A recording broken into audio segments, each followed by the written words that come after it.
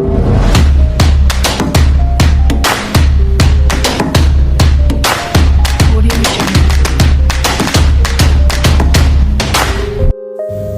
teman-teman semua, kembali lagi bersama saya Ulan. Baiklah, di sini saya akan memperkenalkan diri terlebih dahulu. Baiklah, perkenalkan, nama saya Hidayatun Wulandari dari Prodi Sarjana Terapan Keperawatan dan Profesi Nurse tingkat 3 Poltekkes Kemenkes Bengkulu. Baiklah, di video saya kali ini saya akan menjelaskan mengenai fenomena, pendapat serta solusi mengenai anak jalanan.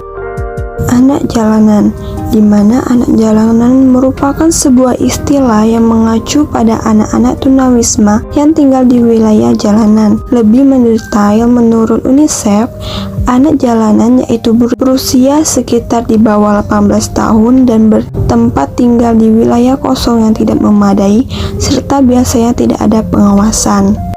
Faktor penyebab anak jalanan terbagi menjadi dua, yaitu faktor internal dan faktor eksternal, di mana faktor internal yang pertama sifat malas dan tidak mau bekerja, yang kedua adanya cacat-cacat yang bersifat biologis atau psikologis, yang ketiga tidak ada kegemaran, yang keempat ketidakmampuan penyesuaian diri terhadap perubahan lingkungan yang baik dan kreatif, yang kelima impian kebebasan. Berbagai masalah yang dihadapi anak di dalam keluarga dapat menimbulkan pemberontakan di dalam dirinya dan berusaha mencari jalan keluar. Dan yang keenam, ingin memiliki uang sendiri, berbeda dengan faktor dorongan dan orang tua. Selanjutnya, faktor eksternal, di mana faktor eksternal yang menyebabkan terjadinya anak jalanan diantaranya yang pertama dorongan keluarga. Keluarga dalam hal ini biasanya adalah ibu atau kakak mereka yang merupakan pihak dari yang turut andil mendorong anak pergi ke jalanan.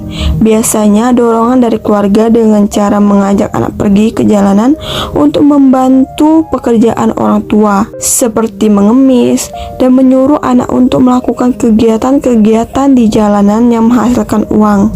Yang kedua, pengaruh teman yang menjadi salah satu faktor yang menyebabkan anak pergi ke jalanan. Pengaruh teman menunjukkan dampak besar anak pergi ke jalanan, terlebih bila dorongan pergi ke jalanan mendapatkan dukungan dari orang tua atau keluarga. Serta yang ketiga, kekerasan dalam rumah tangga merupakan tindakan kekerasan yang dilakukan oleh anggota keluarga terhadap anak, menjadi salah satu faktor yang mendorong anak lari dari rumah dan pergi ke jalanan. Ada beberapa kategori anak jalanan. Yang pertama, anak-anak yang mempunyai kegiatan ekonomi di jalan yang masih memiliki hubungan dengan keluarga. Itu terbagi menjadi dua kelompok. Yang pertama, anak-anak yang tinggal bersama orang tuanya dan senantiasa pulang ke rumah setiap hari. Yang kedua, anak-anak yang melakukan kegiatan ekonomi dan tinggal di jalanan namun mempertahankan hubungan dengan keluarga dengan cara pulang baik berkala ataupun dengan jadwal yang tidak rutin. Kategori kedua adalah anak-anak yang menghabiskan seluruh atau sebagian besar waktunya di jalanan dan tidak memiliki hubungan atau ia memutuskan hubungan dengan orang tua atau keluarganya. Kategori ketiga adalah anak-anak yang menghabiskan seluruh waktunya di jalanan yang berasal dari keluarga yang hidup atau tinggalnya juga di jalanan. Dan kategori keempat adalah anak berusia 5 sampai 17 tahun yang rentan bekerja di jalanan, anak yang bekerja di jalanan atau yang bekerja dan hidup di jalanan yang menghabiskan sebagian besar waktunya untuk melakukan kegiatan hidup sehari-hari. Seorang anak yang mempunyai cita-cita yang tidak tercapai karena ada sebuah faktor perekonomian keluarga sehingga mereka mencari uang tambahan jajan dengan cara mengamen jalan, berjualan.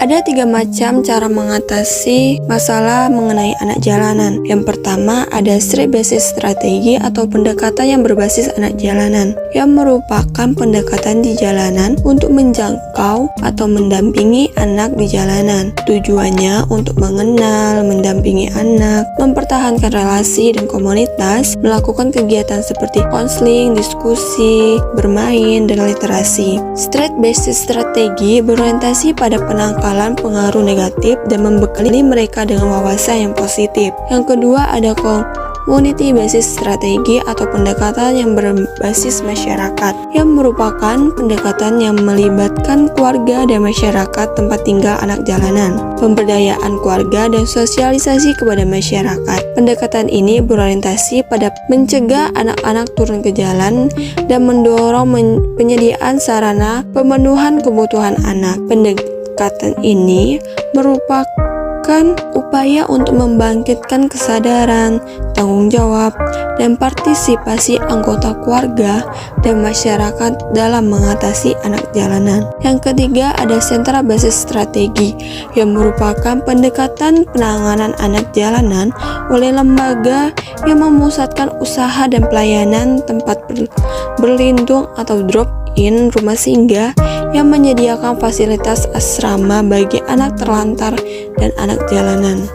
Mengenai anak jalanan, pendapat saya, menurut saya pasti mereka tidak menginginkan untuk turun mengamen namun masalah ekonomi lah yang memaksa mereka untuk turun ke jalanan mencari nafkah, berada di jalanan, dan pastinya mereka ingin merasakan hari-hari bahagianya saat masih muda. Namun, mereka tidak bisa merasakannya dan mulai terjerumus ke hal-hal negatif seperti ikut menjadi copet dan kejahatan lainnya. Serta solusi mengenai anak jalan ini, kita lakukan upaya peningkatan kesejahteraan sosial anak jalanan dari PKSA atau Program Kesejahteraan Sosial Anak yang didirikan oleh pemerintah dalam upaya pemenuhan atau subsidi kebutuhan dasar, pemberian makanan tambahan, memberikan pendidikan, serta memberikan jalan untuk kembali kepada orang tua. Baiklah, itulah materi yang telah saya sampaikan. Lebih dan kurang saya mohon maaf. Wassalamualaikum warahmatullahi wabarakatuh.